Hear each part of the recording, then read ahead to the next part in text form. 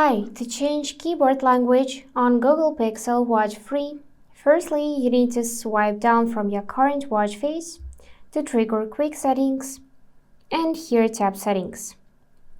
Now we need to scroll all the way down to find this last System tab and here choose Input Methods. After that you should see your keyboard as your current keyboard. So select it, and after that, go in Languages and add New One by tapping on the switcher so it will light up yellow.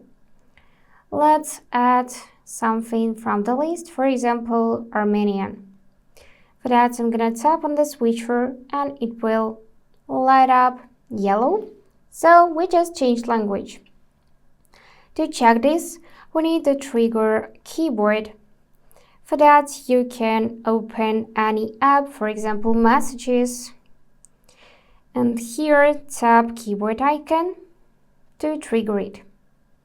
Now, to actually change language, just tap here and switch from English to Armenian by tapping it like that and swipe right. And now right here you can see different language. So that's it for today. If this video was helpful, please subscribe, like and comment. And I wish you all the best. Bye bye.